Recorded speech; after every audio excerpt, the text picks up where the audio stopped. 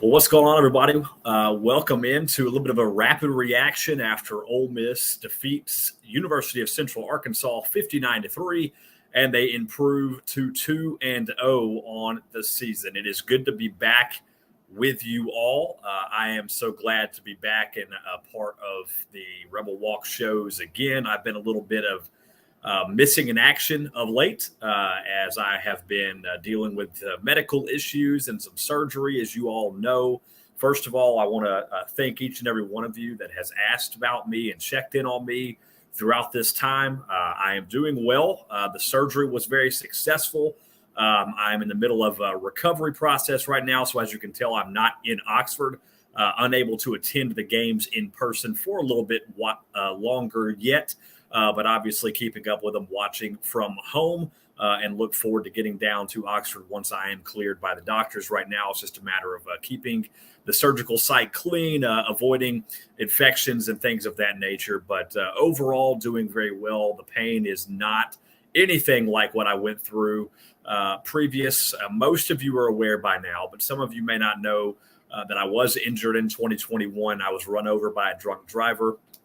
I lost my left leg in that accident. My right leg was beat up very badly as well, but I kept it. So it's been a hard year and a half of recovery from that initial accident, and this particular surgery has been in order to improve my quality of life and give me a different style of prosthesis that will allow me to be able to be a little bit more back to normal, so to speak. So definitely looking forward to the recovery being done here and moving on and forward and upward in that recovery process, and eventually walking around like I used to as best as I can. So thank you all very much for your support, for your prayers. I genuinely do appreciate each and every one of you and for bearing with me while I've been a little bit absent on the videos and on writing articles for the Rebel Walk throughout this time. It's just been a lot going on, but everybody else, the team at the Rebel Walk is fantastic, and they've all been doing a great job holding down the fort. Now, tonight obviously was a little bit of a tune-up game, so to speak. Obviously, you can never overlook any opponent, but obviously none of us are going to sugarcoat it. Central Arkansas is an opponent that you cannot take much away from that game. They're an FCS opponent. They are a team that you absolutely should run the table with, and that is exactly what Ole Miss did. They blew them out of the water, and they win the game by a final score of 59-3 to improve the 2-0 in the season. Luke Altmeier got the start tonight. He looked very good on those first few drives. Now, for some reason, both ESPN's website, the Ole Miss live stats, have been having some issues. And because I'm not in Oxford at the game, I do not have access to an immediate stats handout. So I apologize. I don't have the final stats right in front of me because the site has gone down and ESPN is also not updated. I don't know what's going on, but they have completely stopped updating the Ole Miss game. It's still showing that the Ole Miss game is in the middle of the fourth quarter right now. And as we all know, the game is over. So I don't have the exact stats in front of me. Obviously, Altmeier looked very good at first few drives. He led Ole Miss down the field, and they were able to jump out to the early 21-0 and then 28-0 lead. Now, Luke Altmeier was then injured partway through the game as well. Casey Kelly missed a block that allowed the defender to get right to Altmeier, and his shoulder wasn't right from that point forward in the game. And obviously on the interception that he threw, it was very clear that he just did not have any juice behind that ball. And that is why it allowed the defender to step in front and get that interception. Now, there's a lot. I've seen several things going around about, I wasn't there, but apparently at the game, an Ole Miss media spokesperson of some kind said that Altmeier was pulled because of the interception and not because of an injury. Well, I'm calling bogus on that because Lane Kiffin himself has said that he does not like to pull quarterbacks right after an interception, because that's not a good way to teach them. So I don't think that's true at all. I don't know where that information came from, but I can tell you that watching on TV, Lane Kiffin said in his halftime interview that Luke was injured and he was awaiting a medical update on his condition. I don't believe it had anything to do with the interception. I think Luke would have still been in the game for probably the entirety of the game, regardless of the interception, had he not gotten hurt. So that aside, I thought Luke did a great job early on until the injury definitely slowed him down, particularly when he was able to find Michael Trigg for the touchdown pass while he was basically being sacked, staying on his feet, showing off his stuff a little bit there. Speaking of Michael Trigg, what a night for Michael. 3 touchdown catches. He comes one short of setting the Ole Miss record for the most touchdown receptions in a game. And he was the first Ole Miss receiver to have 3 touchdown receptions a game since Elijah Moore did it back into 2020. So a lot of positive to take away from this game tonight. Now, Quinshon Judkins, by the way, let's talk about him because he's kind of the star of the show. He goes and just stiff arms people into oblivion. He's got a lot of power behind his runs. He's a true freshman that doesn't run like it. And I am absolutely thrilled to have Judkins. I cannot believe that both Alabama and Auburn let him get out of Alabama and come to Ole Miss. The fact that we are watching what he's capable of, that seems a little bit crazy that neither one of those 2 coaches were able to get him to stay in the state of Alabama, or maybe they just didn't recruit him. Nonetheless, Ole Miss very lucky to have Judkins along for the ride this season. I think he's going to be an absolute beast. He's already showing that. The fact that we have Zach Evans, Ulysses Bentley, and Quinshon Judkins, that's a backfield to be reckoned with. And I think Ole Miss, despite the losses of Snoop Connor and Henry Parrish from last year, they are going to be absolutely fine at the running back position tonight. Now, or for this season. Now, just as we saw last week against Troy, 28-10 was the final score there. Ole Miss matched their point total from the Troy game right off the bat in the game, and then they had a very lackluster second quarter again, partially due to the Luke Altmeier injury, but just not looking very solid offensively. Definitely some kinks to work out. That is why you have games like this. Now, Jackson Dart came in after Luke got hurt. He looked very good. He had some very good numbers. He had a couple of touchdowns, and he did a fantastic job once he came in to replace Luke Altmaier. Now, I want to be very clear because I know that the quarterback debate has been a very hot topic amongst a lot of the Ole Miss fans. And you have the people on both sides of the fence. A lot of Jackson Dart should have been the starter from the get-go people. You have some that they like the quarterback competition, and you have the Luke Altmaier supporters. Certain people getting a lot of hate for suggesting that Luke Altmaier should be allowed to get some of the reps. Just things of that nature. I get it's a hot topic. I get Jackson Dart was the big signing along with Michael Trigg. There's a lot of hype around him, and for good reason. He definitely has a high ceiling. And from this point forward, I think after what we saw tonight, I think you have to name Jackson Dart the starting quarterback. I think he is going to be your best chance to win going forward. And you've got a couple of more games, Georgia Tech and Tulsa, to really tune up before you have to go take on Kentucky or Kentucky comes to Oxford rather. And they are about to beat, or if they haven't already done it, Florida down in the swamp. And they are looking really good. Kentucky is going to be one of the more difficult opponents Ole Miss faces all season long. Absolutely cannot overlook him. That aside, I do not have a problem at all with Luke Altmaier in the start tonight, and I think it was a good idea. And I think Luke Altmaier could lead his team throughout this season if that's the direction that Lane Kiffin chose to go.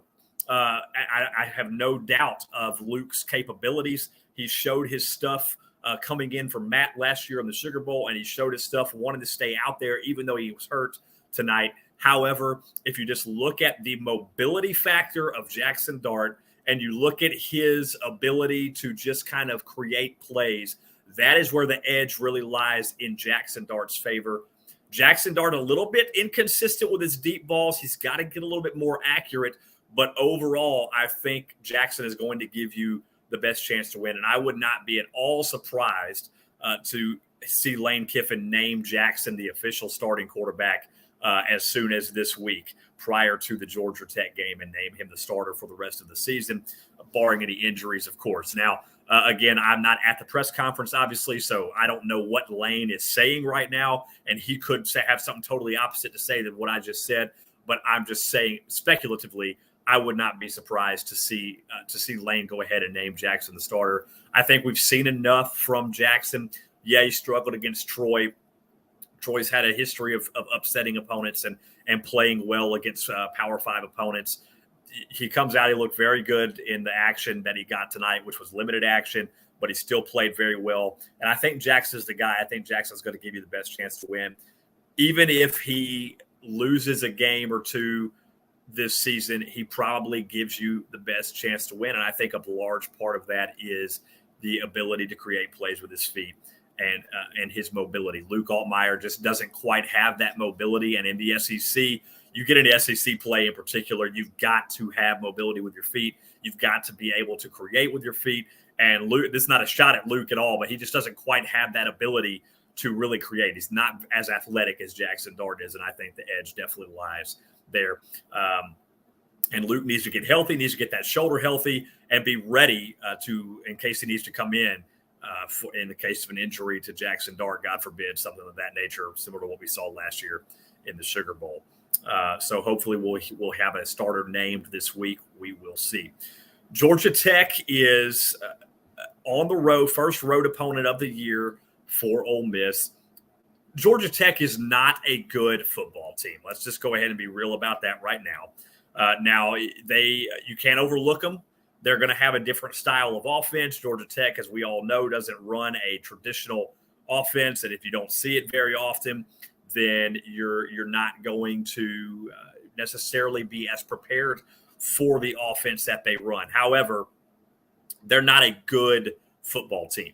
And losing to Georgia Tech would certainly be considered a bad loss. And that's just the reality of it. You absolutely have to go down there and win that game if you want any chance to be taken seriously, not only in the SEC, but in the national picture in the top 25. So you got to go down there. You got to be ready. I'm trying to look right now. At the end of the Ole Miss game, it was a 35-14 lead in favor of Georgia Tech. And as of right this moment, it looks like it has gone final 35-17. Georgia Tech defeats Western Carolina to improve on the year to 1-1. Of course, Georgia Tech coming off their loss to Clemson 41-10 last week. So this is a game that you absolutely have to win. Then you've got one more kind of a tune-up game, so to speak, with Tulsa before the real gauntlet of the season starts. So true road game coming up down there with Georgia Tech. But I think Ole Miss is going to win the game. I will probably attempt to do some form of preview of that game a little closer to it. This was just kind of a brief post game from UCA, so I don't want to get too much into that right this second. Now, here's the caveat to everything that has been said positive about how Ole Miss performed tonight. Obviously, 59-3 win, that's what you're supposed to do against UCA. But again, it is UCA. They are an FCS opponent. They are a team that you're supposed to take to the woodshed, and that is what Ole Miss did. I'm not going to get too jumping up and down about a 59-3 win over Central Arkansas, but I am excited to see the team look better overall than they did against Troy, kind of working out some more of the kinks. They came out and they had much more of a balanced offense, a quick strike offense like we're used to seeing from Lane Kiffin, and that's what you'd like to see really get in the flow of the high-powered offense that you know the Ole Miss is going to want to run all season long.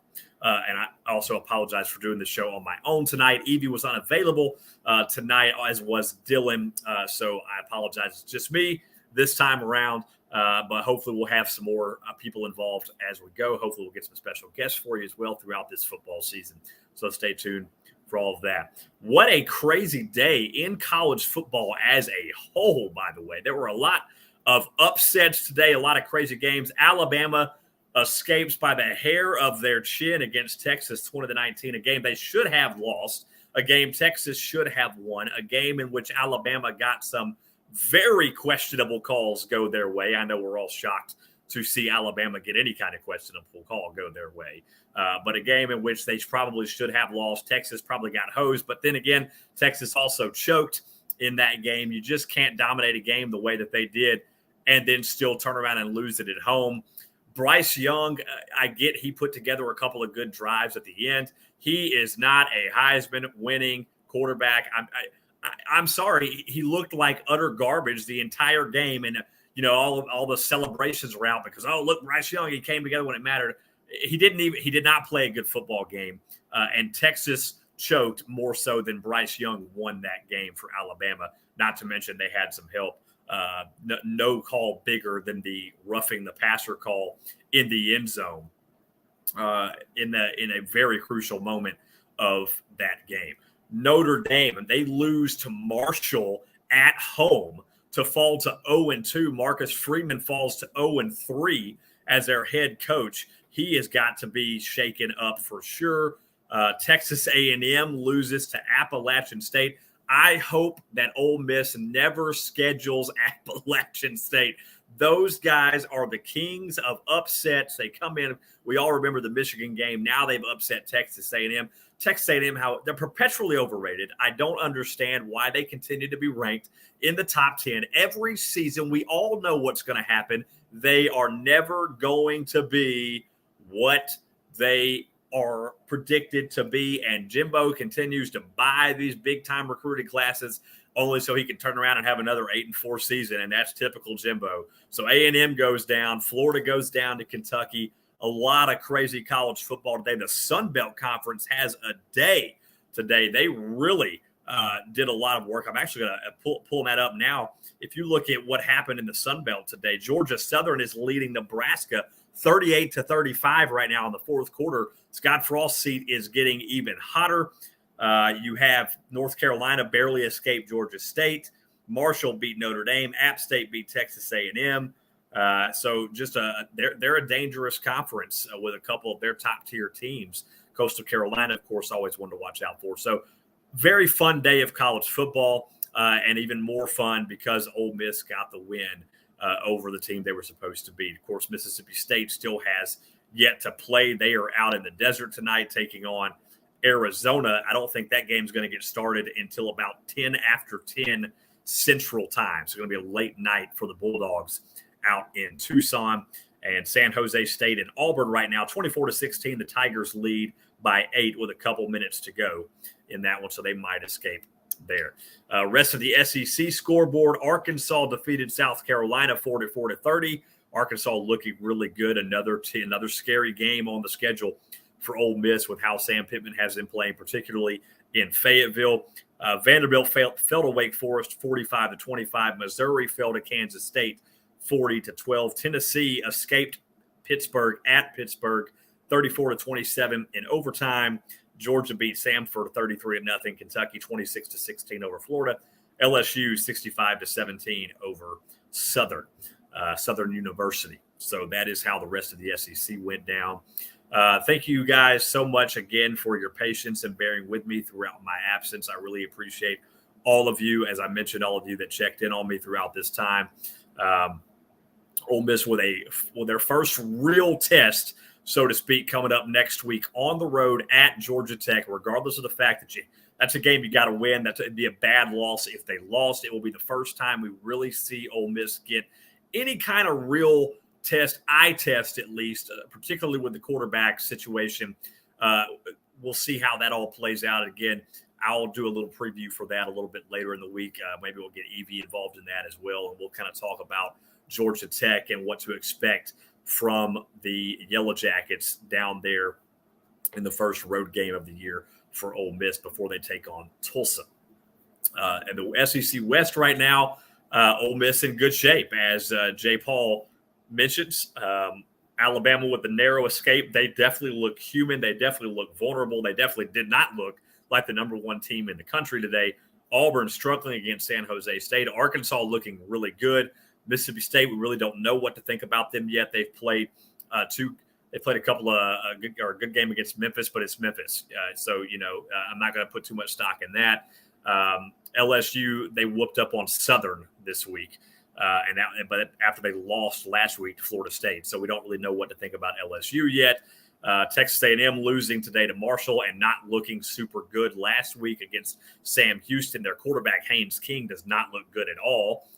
So the SEC West is up for it's anybody's race right now. Ole Miss is certainly right there, easily a top 4 SEC West. I think easily could be top 3. Obviously, Alabama, despite how poor they look today, I'm not about to come out here and jump out on a limb and talk about how Ole Miss is going to beat Alabama this year. That's a long ways away. We'll cross that bridge when we come to it. And certainly Arkansas could be right there in that mix as well. But everybody else is certainly vulnerable, and everybody else is certainly beatable. I'll be curious to see what the result of the Mississippi State-Arizona game is when I wake up tomorrow, because I will not be staying up to watch that game tonight. But we'll see how that game turns out.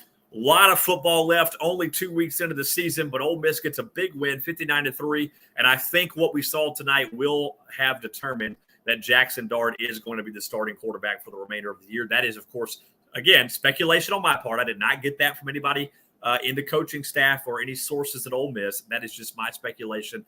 I think that that's got to be what happens after what we saw tonight. I really don't see why it would be anything different. I will go ahead and pull up those final numbers here now that they have finally updated.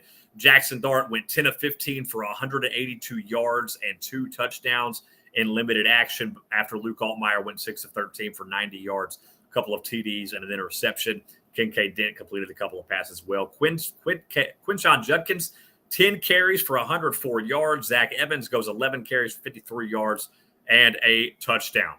So that is how things went in Oxford tonight.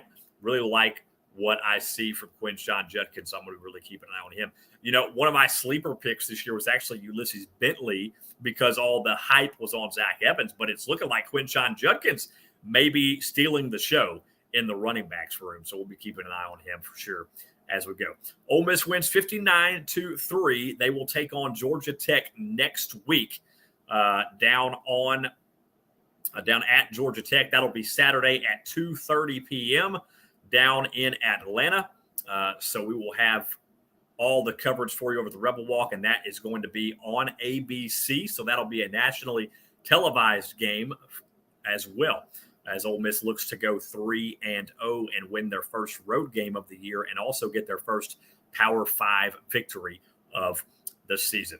Thank you so much for tuning into this short post-game show. I really appreciate you guys bearing with me, kind of coming at it a little quick, especially without the stats initially, as I mentioned. But Ole Miss gets a nice win. Still some room for improvement, but hopefully we will see a starting quarterback officially named this week, and we'll also see even more of those kinks worked out next week on the road. We'll have a preview show coming for you later in the week. Stay tuned for that. Until then, have a great night, everybody, and hotty toddy. We'll talk to you next time right here on the Rebel Walk.